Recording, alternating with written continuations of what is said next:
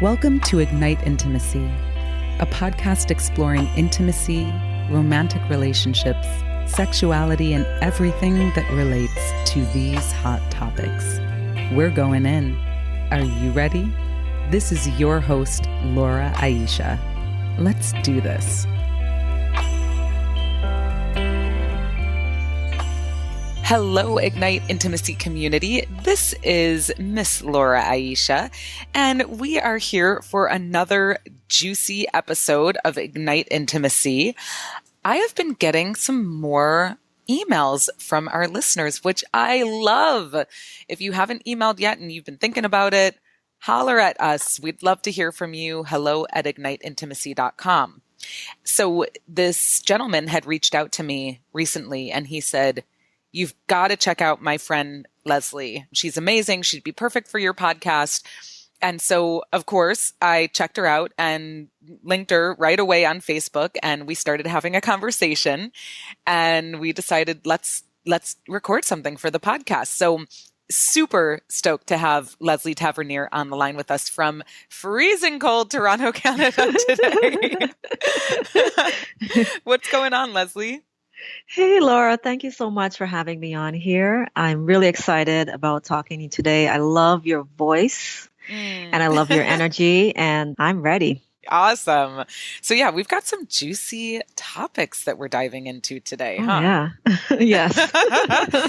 So we're going to be kind of like, traversing the realms of open relationships, polyamory, desire, slut shaming, even self-sabotage in relationships, why one person may not respond. We're just going to kind of be doing this dance around some very hot topics that are top of heart and mind today. So Lesley, let's just start off a little bit with what are you up to in the world today? What type of work are you doing? Yes, I call myself a feminine empowerment coach, and I work with women who are having trouble embracing their sexuality and who are also having trouble relating with men, connecting deeply with men, and who also want to understand what feminine power really is and how to embody that. So that's what I spend the bulk of my time doing, is coaching women online in my private group, as well as over the phone, and making YouTube videos, awesome, things of that nature.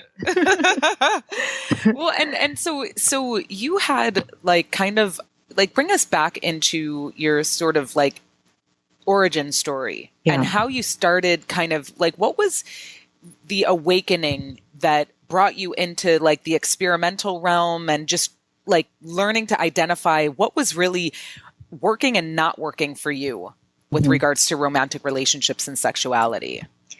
Wow, that's a big question. I'll start at puberty. Like most young girls, I grew up in an environment where sexuality was not discussed.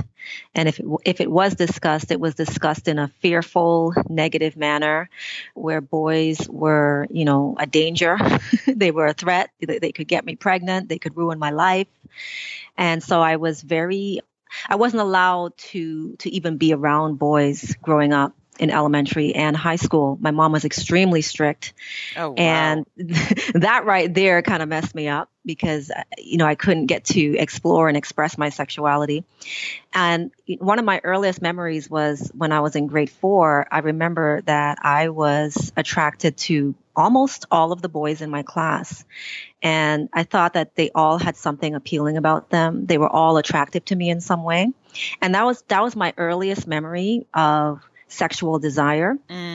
And over time, I learned that that's not normal, or that's not correct, and that I'm not supposed to be attracted to multiple boys. The normal way of things is to be attracted to one boy at a time. So I adopted that.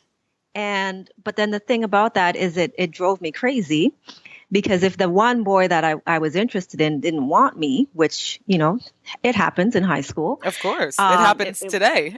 Even in adulthood, it would be just completely and utterly devastating. And my self-esteem would be shot.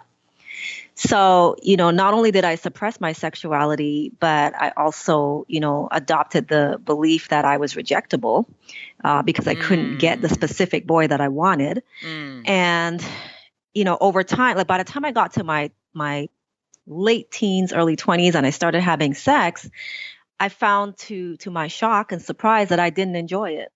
Wow. And I had looked at a lot of porn, like a lot of teens, and I thought I knew what to do. I thought I knew how to handle it. And I tried to act like the porn star. And lo and behold, I was not able to have orgasms. Eventually, some years later, I started having clitoral orgasms, but I could not have a G-spot. I could not have a vaginal. I didn't even know there was any other kind of orgasm beyond the vagina. Yeah, well, let's just pause there for a second, because I guess I had other kinds of orgasms, but I didn't realize, it just didn't occur to me, there are different types of orgasms, right? Yeah. And even beyond sexual orgasms, they talk about foodgasms and it's you can have all sorts of gasms, I remember the first time when I spoke to my one of my partners, because he's long distance. So we met on Skype back then, and I was so nervous, and because I was really attracted to him. And when I got on the video chat with him, I was literally shaking, like my fingers were trembling, my body was trembling. And I kept trying to tell him, I'm so nervous. And he's like, no, that's orgasm. You're actually having orgasm. And I was like, what are you talking about? I'm not orgasming. I don't know what you mean. I'm not because I just thought it was just the vagina. I didn't have any concept of anything outside of that. And then over time, I learned that, oh my gosh, orgasm is it's as simple as your body trembling, with pleasure, with excitement. I didn't know that. Yeah. And also just, I feel like let's just talk for a minute about different types of orgasms in your root, right? Because you can have clitoral orgasms, you can have vaginal orgasms, G-spot, cervical, orgasms, anal orgasms. Yes. And they're all different. Yes, they are. And you can orgasm in each of your chakras. You can orgasm from having your lower abdomen massaged. That will give you a really nice sacral chakra, womb orgasm, which a lot of women need because our emotions tend to get stuck there. And, we could have full body orgasms where your whole entire body is shaking. You can basically orgasm anywhere in your body. Yep. So just in case you didn't know, now you know. One of my favorite ways to orgasm is through French kissing. I literally my body starts to shake when I'm French kissing my partner. Yeah. Well, and kissing is it's so great with the right person. It is. Wow. Yeah. We could do a whole episode on kissing alone. Cause I've gotten so turned on by just kissing before. Yeah. I can't kiss just anybody. I can hug a man. I could be with him in a lot of other ways, but unless I'm really in love with him, I can't French kiss him. Cause to me, French kissing is so deep. It's so intimate that I can't do that with just anybody. Yeah. Yep. I'm the same way. And I also know what level of connection there is with someone by the way that we kiss. It's a very important aspect of relating for me. And I think for a lot of other people too. It's and I've noticed even some of my lovers who we are friends and maybe sexual partners, but not boyfriend and girlfriend. Sometimes we just don't really even kiss that much. Yep. Yeah. Anyways, I'm getting really personal here. Okay. Oh, that's okay. That's what people want to hear. So I'm like, okay, moving right along here. So yeah, wow. Okay. So we kind of interjected into your journey here through sexuality and just like you had this partner who was like, Yeah, you're having orgasms. It took me a long time. Like even when I got with my current partner, it still took a while for me to become orgasmic. I was really numb. I was really like uptight and I didn't know why. I thought, well, it should just be simple. It should just be mechanical. Like, I should be able to just get a vibrator or a dildo and just make it happen. And I really struggled. And so gradually over time, what I learned is that a big part of a woman's ability to orgasm is about her embracing her femininity. So if she's not in her feminine and she's in her masculine and she's in her left brain and she's logical all the time, then she's going to find it very difficult to surrender to a man and actually have an orgasm with him and his penis is inside of her. Yeah, there's so much about control and safety and keeping things close. And I mean, because when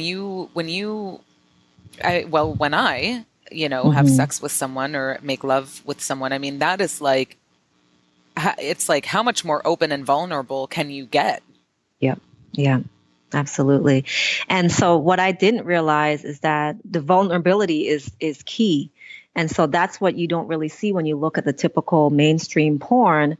You're not seeing women being vulnerable. You're not seeing women getting emotional and crying and laughing. The porn is very mechanical. And so if you grow up watching porn thinking that this is what's going to work, chances are it's not. Because for women especially, great sex is an emotional experience.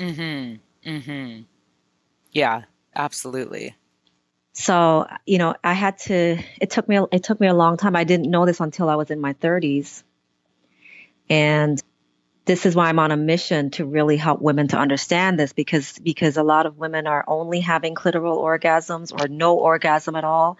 And they think that, okay, well, maybe there's something physically wrong with me. Maybe it's my hormones. Maybe it's my diet. Maybe I'm just not good at sex, but it could be those things, but from my experience, it's not. It's really more an issue of sexual polarity or the lack thereof. Yeah. And what do you mean by that? When I say sexual polarity, I mean the distance between the feminine and the masculine energy that's present with a man and a woman. So if a man and a woman are together and both of them are exuding masculine energy towards each other, or they're both being feminine with each other, then they could be friends, or if there isn't much of a distance between the masculine and the feminine, then they might like each other, but there's no chemistry. Yeah. So in order for there to be chemistry, there has to, like, she has to be very feminine relative to his masculine and vice versa, so that she can actually feel a desire for him. If that's not there, then there's no desire. And this is why people are wondering, well, why am I in a sexless marriage? Well, it's because there's no chemistry. You're friends. You're very good friends. You care about each other, but the chemistry is gone. And so what then? Where do you go from there? So the woman doesn't have to change the man. A lot of women think that they need to change the man, and that's really not what it is. It's the woman has to be willing to just fall back into her femininity. And I found this to be true for me, and I found this out the hard way when I got into doing sex work as a professional. And that's where I really had to be in my feminine, because I was with strangers. I was with men that I had no emotional connection with, no intellectual connection with. And the only way for me to be orgasmic with these men was to be in my feminine and be vulnerable and allow them to please me. And when I saw that, oh my God, I could do this. I could be orgasmic with almost any man. that's when I became convinced that it's really not the man. It's not him. It's where the space that I'm choosing to be in relative to him. Yeah. Yep. So, this is something that every woman has the ability to embody. We're born with it. But this society, our education system, our workplaces, we basically train women to not be feminine. Mm-hmm. Yeah. Well, and we've talked about this before on the podcast. And, I was raised in an environment where the boys got all the perks and I wanted some of that too. So like, I just, wanted to act like a boy instead of, I wanted to be like good at the things that the boys were good at so that I would then also get the things that the boys got that the girls didn't. Yeah. Yeah. I was that way too. I was a tomboy as well. And I like boy things. Like I like sports. I like, same. I like being really smart, logical, not that smartness can't be feminine, but there's a different way of thinking. The feminine is more intuitive.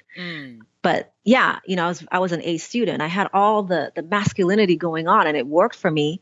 But when it came to the bedroom, it totally didn't work for me because I was in my head. I was thinking, and I couldn't feel anything from the neck down. Wow. And so I couldn't enjoy sex. I couldn't enjoy men. I didn't even trust men. And that's a big part too. If you don't trust men, if you don't see the divine in men, if you don't believe that men actually want to please you and want to support you and protect you and provide for you, based upon your conditioning and your upbringing, then it's going to be really, really difficult to enjoy sex with a man. Yeah, it's interesting. I witnessed my own struggles with this, in relating and just opening up and allowing, So we talked about, well, first of all, so you had these different partners and then at what point did you start kind of experimenting with different relationship styles? Well, the partner that helped me the most, he himself is a coach. He's a relationship coach, and he's also very much involved in sacred sexuality and tantra. And because he's long distance, he lives in the United States, and I live here in Canada. He wasn't able to work with me in person except for the few times that I visited. So what we had to do was do a lot of work over the phone. And so at first I couldn't feel anything when he would try to do sexual energy work with me. But eventually over time, I did start to feel it. And at first it was shocking, but I started to actually feel his energy penetrating me. And I started to be able to, orgasm from the energy work that he was doing on me at a distance. Wow. And he himself, when I met him, he was already in an open marriage. So he had multiple partners and still does. And so does his wife. And so he and his wife, they're the ones that taught me about how to actually be in an open relationship. Wow. What a gift. Yeah. So, and then when I got into sex work and experienced being with hundreds of men of different races and ages and demographics, that further expanded me and showed me that, wow, I could relate to different people. Like I don't have to just be with one person, and I get energy from men in different ways. Like each man that I talk to, even if I'm not sleeping with them, because most of the men I talk to, I don't sleep with, but I'm energized just by the interaction, and that actually helps me to become more feminine. Like having access to lots of masculine energy makes me more feminine. Yeah. Wow. I love that. Okay. So I'm curious because I was just talking with a friend of mine who's separated. Some people close to me in my world who've been married and, have families and stuff. They're now separated. And this one dear old friend of mine, we were talking and he was like, I was like, I'm having a boyfriend in 2018. Like, that's it. I want a great boyfriend in 2018, you know, because I've been single for many, many years. Okay. And, you know, I've had partners and I've been dating or I've had like, you know, more sexual partners, dating, that kind of thing, but like nothing really long term in the last like decade. And so I was like, yep, I want a boyfriend in 2018. And he's like, are you going to do like, he's like, do you know there are people in relationships with like 3 people in a relationship? And I was like, yeah, I know that. And he's like, I just found out that existed. And, oh my you know, God. he's like, and one day I read 2 articles about people who are in 3-person relationships. And he was just totally blown away by it. And I thought it was so cute because he was just like, I can't believe this exists. What have I been doing? You know? Yeah. I mean, what's new is that it's open, that people are actually telling the truth. You know, human beings have been cheating, for lack of a better term, for a long time. Most of the clients that I had when I was doing sex work were married men. So the cheating has always been going on. Like I've seen it all my life. But what's new is that people are saying, okay, you know what? I don't want to lie anymore. Like, this is too much work. It's too stressful. Like, I want to just tell the truth.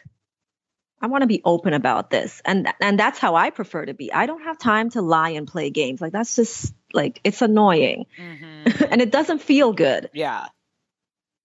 Yeah, absolutely. Well, and it also doesn't allow you to be fully expressed.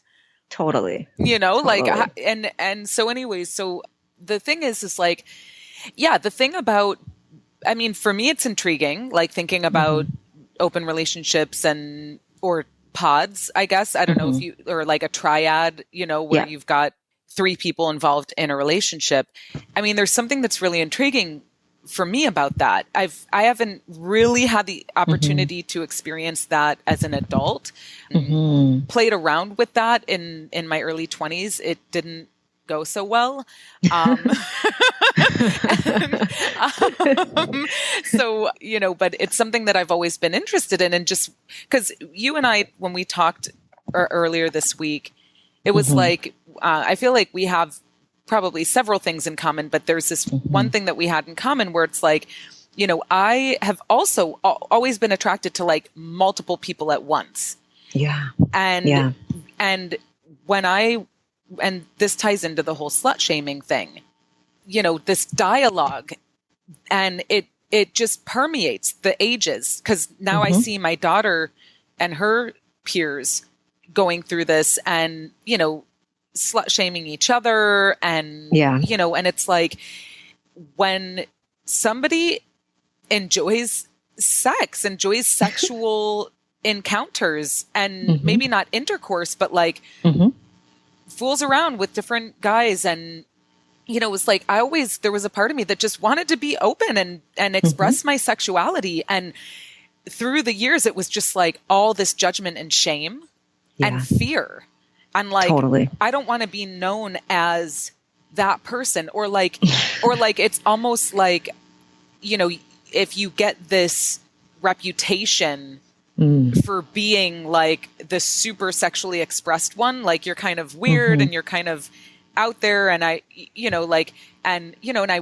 witnessed this, like with the way that guys talk about women, because I also have this thing about me that I do think like a man. I think a lot, like with regards to sex and sexuality. And I've been told that by men, like, and just the guys I was talking to the other night about, you know, 3-way relationships and that kind of thing. They're like, well, you kind of think like a man, you know, like, cause I can see both perspectives, the male and the female, even though I'm not a man. But, you know, it's like just hearing how men talk about women who are more open, and now that I'm a grown ass woman, thank goddess, like I would no interest at all in teens, 20s. Nope. So grateful that is in the past. But you know, it's like, just thinking about the different ways that women are perceived based on how open that they are with their own sexuality. And now as an adult, knowing men who like see it in a totally different way, like they really love and honor a woman who's fully sexually expressed and self-expressed. Absolutely. You know, men, and I discovered this during my 3 years doing sex work. Men want to please women. When a man is in the bed with a woman, there's nothing more healing and satisfying to him than to see that he has totally pleased her and she's in bliss. Men need this. Oh, they totally. really, really, really do. Totally. So, you know, in the early part of their life, you know, they don't understand that they need that. They think, okay, I just want to have an ejaculation and whatever. But that gets tired after a while. And eventually, you know, you want more. You realize, you know what, I don't want to keep having sex with a woman who is non-responsive. That doesn't feel enjoyable. That doesn't feel fulfilling. Totally. So men they're in search, even though they may not admit it publicly. They do want to satisfy a woman, any woman, even a prostitute. They want to satisfy her. They want to see her in bliss because they don't feel like a man until they can actually achieve that. And so because I know that now, I'm not intimidated by the nonsense that a lot of men speak on the surface, because I know what they're really seeking deep down inside. Every man really wants to feel like a man. And a big part of feeling like a man is the impact that you have on a woman. Oh, yeah. So this idea that women who are fully orgasmic, fully sexually expressed are not valuable, that's just, it's bullshit. It's bullshit, basically. They're the most valuable, actually. They're the most valuable. We need women to be fully expressed and fully orgasmic, because right now women are just numb. They can't feel themselves. They can't feel their body. They're basically like zombies. Yeah. And that's, I mean, it's no fun. It's No. like, I mean, it's the reality for a lot of humans. And so part of what the work is we're doing here is I'm waking myself up, right? Like that's why I started this podcast, to wake myself up and to learn more and to explore more and adventure more and be more expressed in this way. And then it just, our listeners get more expressed and open and learn more and, you know, get more turned on in different parts of their lives and areas of their life. And turn on is not at all a sexual thing. Turn on is like, are you turned on by your life? Are you turned on by who you're being? Are you turned on by the people that you're engaging with and the work you do and the sex you're having and the, you know, it's like, and like this thing about men. Oh man. Like, I recently had a lover this year that expressed that to me. Like it is like the best thing to see the expression on a woman's face when she is being properly pleasured. Yes. And I guess I never thought of it that way. Like it just never occurred to me, you know? I got to see it firsthand, again, with complete strangers. And, you know, it was so interesting because a lot of the men that I was with, they became regulars, and quite a few of them actually fell in love with me. And I wasn't expecting that to happen. I thought, like, you know, this is just, you know, it's just a job. It's just work. But like I said, just because I was orgasmic with them and they weren't experiencing that at home, you know, like it was such an experience for them that they just kept wanting to be with me. Wow. You know, so we as a society, like, we're not understanding the needs of men or women. Both genders need that connection. We need to bond with each other. We need to be orgasmic. It's mandatory. Yeah, absolutely. I mean, well, and whatever your sexual orientation is, right? Like, like partnership is essential in our world. And it's interesting to me because there are a lot of single people in the world. And I'm just glad that I don't feel like the only one anymore, like, you're not. I was just at dinner the other night with 3 other people who are all single and have all been single for a while. And that doesn't mean like they're not dating or, engaging with people, but like not in any serious partnerships. And it's like, and I keep meeting like incredible women who are single, and some of them choose to be single, and some of them are like, I'd love a partner, but So are they wanting long-term marriage, 30, 40, 50 years? Is that what they're seeking? I have no idea. I mean, it kind of probably runs the gamut, right? Like, okay. Like I know for me, look, I'm totally open to meeting one person and having that be my person for the rest of our lives, if that is what is meant to happen, right? Like if it's like going to be like juicy and flourishing and just powerful and just connected and like we're just in it, and it's like, oh, there you are. Okay, cool. Let's adventure, But I also realize that I may have like 3 or 4 or 5 great partners. You know what I mean? Like, absolutely. I don't know, because I've been single for so long and I've been actively dating and, out there, that at this point I'm just like, well, I guess we'll just see what happens, cause like, well, there's a part of me that's like, I desire to have one partner, one man that I can adventure with. There's also this other part of me that is like, sees the benefit of having some openness and transparency as long as it's all out on the table. Yeah, totally. And see, we can have it all. Like there is a part of us that I think it's important that we have at least one partner that is primary, that lives with us or that is there for us on a regular basis, especially if you're looking to have children. If you want to raise a family, it's good to have a primary partner. And that satisfies a particular aspect of our femininity. Part of our femininity is being a wife, being a homemaker, being a mom, all of that. And so we need somebody who can match us in those arenas. But that's not the only expression of our femininity. We also want to go out to, the nightclub or the party and dress up and flirt and look beautiful and meet all kinds of different men. Like there's different aspects to us. And I saw this when I was with my children's father. We were together for 11 years and we were monogamous for that time period. But during that time period, there were 2 instances where I suddenly found myself attracted to male coworkers of mine.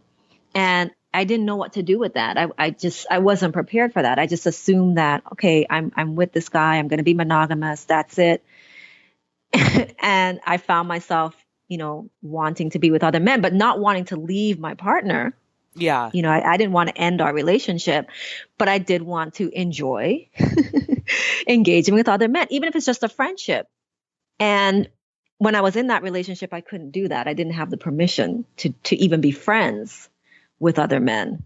And eventually it just got to be too stifling for me. And I did end the relationship because I couldn't just interact with only one man. Like that wasn't enough. That wasn't feeding me enough. So I had to break out of that, so women, like I say, there's different aspects to the feminine and we have different needs. Yes, we need to be, or many of us desire to be a wife and a mother, but we also desire to travel. We also desire to have a career. We also desire to flirt. We also desire to have male friends. Like we have different needs. And a lot of times that isn't being fulfilled within the context of monogamy. Yeah. And I mean, in my opinion, and for whatever it's worth, if you're in a monogamous relationship and you're hiring a sex worker to get certain needs met, I mean, to me, that doesn't feel like monogamy. It's not, but you get to keep up the appearance of monogamy because men who are paying for sex work, they're not going around telling their friends and family what they did. It's a secret. Yeah. So they have the appearance of monogamy, but they're really not monogamous. Yeah. So it's like because I've had an experience where I've attracted a lot of unavailable men throughout my life, and they're looking for something that they're clearly not getting in their relationship. And I believe that that's a large part why people cheat, because they're not getting their needs met, and they're also not being courageous enough to say, I'm not getting my needs met here. Something has to change, And so I'm curious, like, well, okay, share what you're going to. Yeah, we assume that we can get all of our needs met, or that we should get all of our needs met from one person. And that puts a lot of pressure on the relationship. Yeah. Well, and so a couple of different things are coming up for me here. What if one partner is really turned on and sexual and the other partner isn't? And I mean, look, you're a mom, I'm a mom. I know, and I had my daughter many, many years ago. I was young, I was 20 when I had her. And it was very confusing for me to become a mom and what that meant about who I was after I had my daughter. And I went through, I mean, let alone like, okay, as a woman, you carry a baby, you birth that baby, there are all these hormones. I was nursing my daughter. So like I had someone on the boob all the time. And there are hormones that sort of suppress your libido for a period of time. So partly probably so you don't get pregnant again very soon, So it's like a protective to your body. Your body's healing and regenerating after childbirth and all of that. But then psychologically, I grew up in a family that was like Catholic and totally sexually suppressed, and a lot of shame around sex. It was like our birds and bees conversation was like, don't have sex until you're married. I'm like, my twin sister and I definitely have more open conversations with my parents about sex these days. They're in their 80s and we're like, finally having conversations about sex and sexuality. But it's like, so when I had my daughter, I was like thinking of myself as a mom as in relation to my mom as a mom. And it was like that sexual being that I had been throughout my teens or I mean, throughout my entire life. I mean, I was in the single digits when I learned about self-pleasuring. And so all of that, it was like, I didn't know who I was anymore. And I was like, is it okay that I'm sexual? And like, I have this baby sucking on my tits all day long. And like, that's not sexual. But like, it's just, it became very and that's the thing. It is sexual. Being a mom is sexual. Getting pregnant, being pregnant, giving birth, can potentially be orgasmic. It wasn't for me because I didn't know at the time. Yeah, same. I'm but like, it could damn be. it. What terrified me is that I found myself feeling sexual pleasure from breastfeeding, and I suppressed that because I was kind of like, oh my God, I don't want to be turned on by this. This is wrong. Yeah. But actually it's supposed to feel good. It's supposed to feel good to breastfeed your baby. Yeah. Totally. And it's like, there's all that stuff around sex and sexuality and where it's right and where it's wrong and when you're supposed to feel it and not feel it, because I also felt that way. And actually, like, I'm so glad that you said that. I feel like a huge, like a relief, like a clearing right now, because I actually felt shameful that sometimes it did feel pleasurable to nurse my daughter. And it confused me. And I thought this is wrong, or like, or just ignore it. Like pretend it doesn't feel good. Just, you're nursing your baby, and wow, I just really got something really huge from you, just so eloquently sharing that. We think that women's sexuality is just, when she's in bed with a man, or if she's a lesbian in bed with a woman, but it's not just that. It's everything. It's being a mom. It's having a business. It's doing sex magic. It's your personal expression in life, your art, your creativity, like all of this is sexual. So what we've done is we've compartmentalized sexuality. We think that sex and spirituality don't go together. Or, if they do go together, then they only go together in certain arenas and not others. And so like women, like really, we should feel good in our bodies all the time. Yeah. Yes, absolutely. And men too. I mean, it's, that's the goal, really. It's like, how can I feel good in my body on the day to day? Like more so than I don't feel good in my body. Yeah. Right? We learn very early to suppress that, including young boys. I've talked to exes of mine and male friends of mine who said that they felt bad about having an erection, like a spontaneous erection when they were teenage boys, because they would just get hard for no reason. Yeah. Yeah. Or maybe they just saw a pretty girl and it was just instant. And they learned that, nope, that's not right. Don't get an erection, keep that under control. So they suppress their sexuality too. Wow. Yeah, absolutely. Well, oh man, yeah, this is big stuff. I'm even thinking like when I started traveling to West Africa and Senegal, and my friend in the village, he was like, oh, this is my mother, and he would like grab his chest, like, like she nursed him, and this is my mother too. And he would do like the same thing. And then I realized that they would just nurse each other's children. That's good. But in my Western mind, it was like, whoa, wait a second. Like, is something wrong with that? You know what I mean? That you would pass a baby around to different women, and it's like, no, it's totally natural. Yeah. From what I understand of African culture is that like every woman is mom, every man is dad. Yeah, totally. So when I visited Tanzania, every man was referred to as Baba, and then the first name of his eldest son. And every woman was Mama, and then the first name of her eldest son. So my eldest son his name is Kwame. So everybody called me Mama Kwame. So like I was just mom to everybody.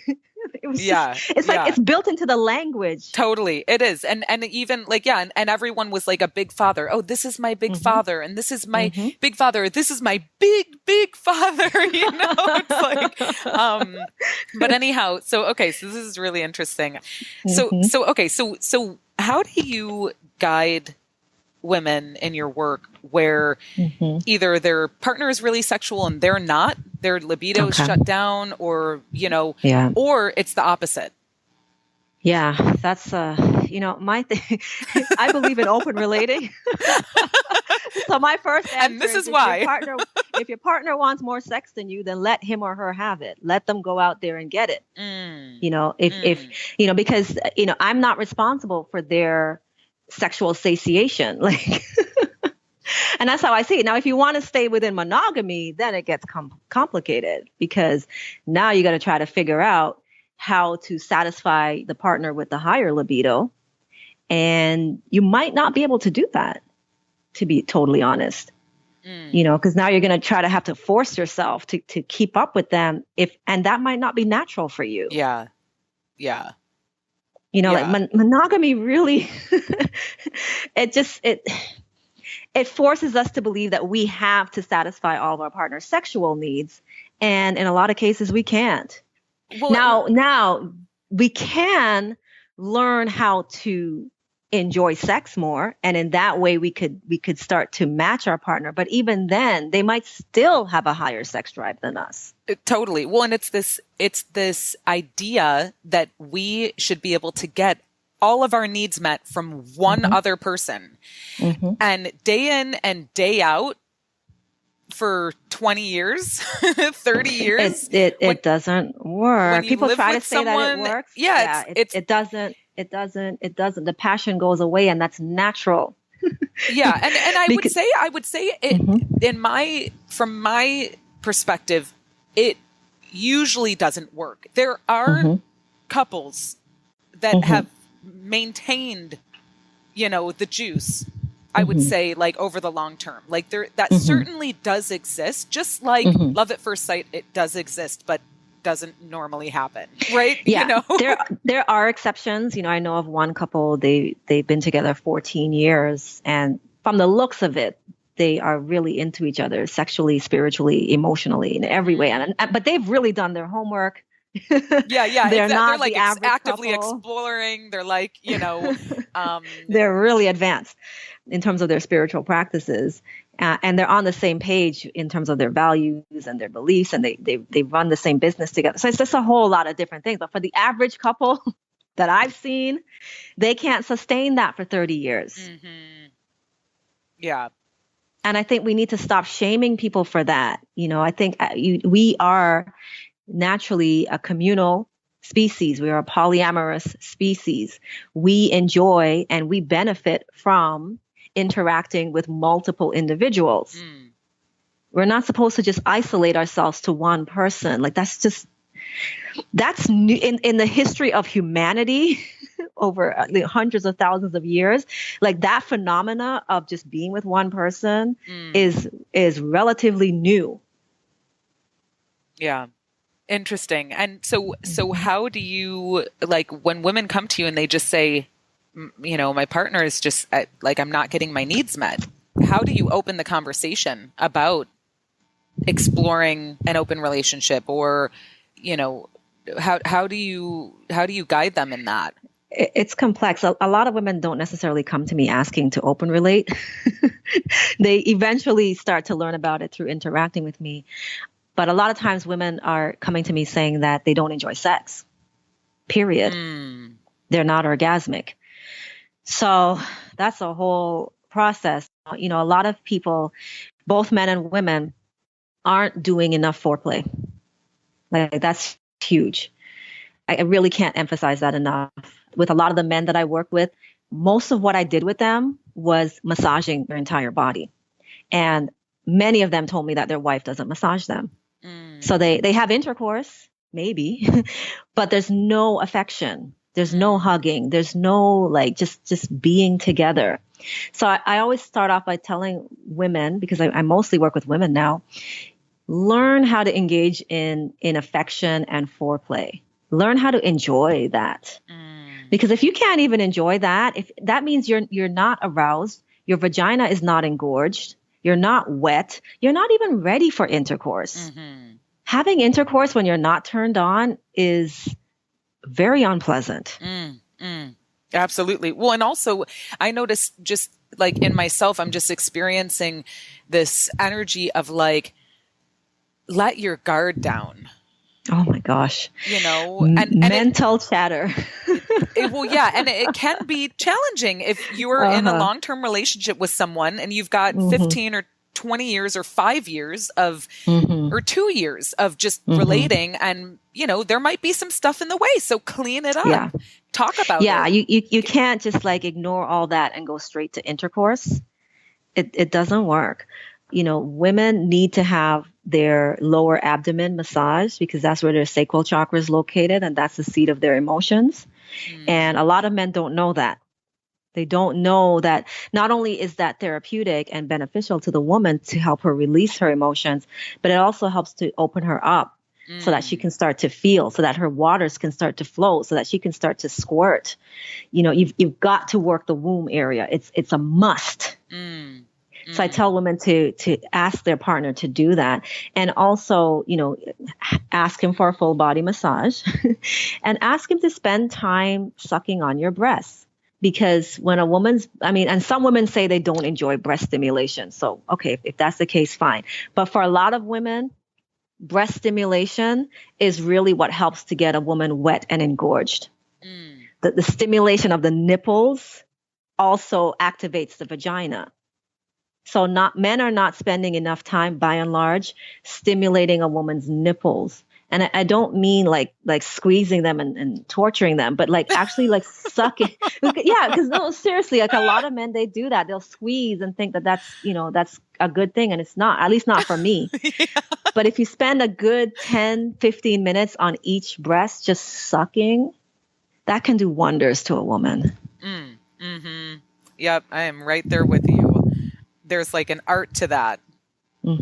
And I'm just going to say the Asians seem to have a rap on that.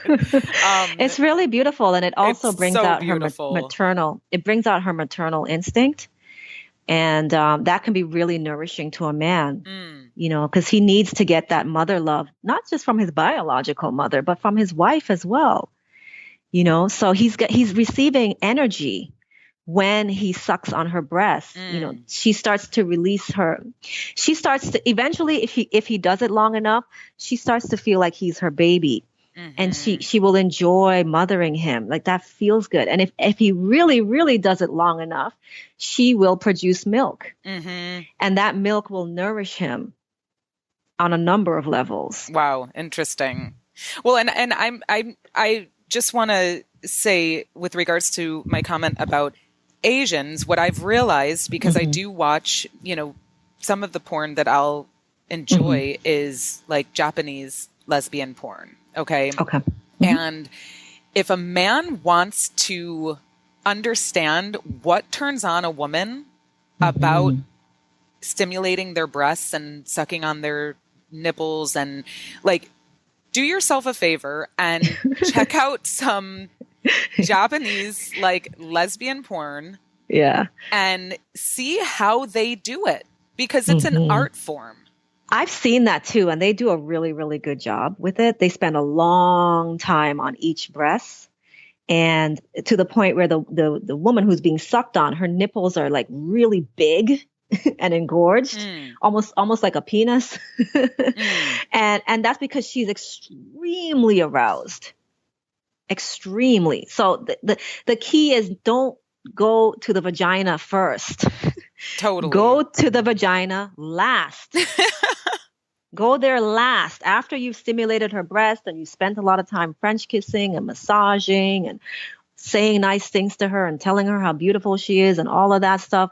Then when she's soaking wet, now you can stimulate her vagina. Well, and that's another thing, is verbal engagement. Like, I've noticed that some partners are better than others at speaking to you as you're engaging with them. And like, that for me is like if you're a silent lover, I gotta just probably move you out of the line, because, I'm like, I need to be talked to. Like, I want to hear that stuff. I want to know how you like it. I want to know what you're experiencing. I want to hear how beautiful you think I am. And, like, those are things that will, like, words, language will open up a woman. Totally. In like the most beautiful way. Totally. Now, a lot of men haven't really cultivated that ability to seduce a woman with words. And that's a masculine skill. Some men, they just have it. They're just born with it. But other men, they can cultivate it. They can learn that, when I say really nice things to her, it gets her wet. It excites her. It makes her want me. So that's something that, men need to really develop. And women also need to allow themselves to enjoy being complimented by a man. So if a man says to you, you're beautiful, even if you don't want to sleep with him, so what? Receive that compliment. Enjoy it. Yeah. Don't get antagonistic. Like, some women, they just have this harshness about them, and it's like you can't say anything nice to them. Yeah. We gotta drop that. Well, and it's also, I mean, just with the whole, all of the sexual harassment stuff coming out, and I mean, this is nothing new, but it's coming out on a next level, right? Like, we're outing, we're all being outed in the world, and which is great. It's great because it brings us to it like flattens everything, right? It's like let's just bring it to like ground zero now, and but it's like, there are women like, just with the whole catcalling thing, and like and I noticed that it has to be really obnoxious for me to get offended. Yeah. Like for me, I actually like love walking down the street and having like men be like, hey baby, like, hey mama, what's up? You know, like I actually like that because I'm like, wow, you need a self-esteem boost.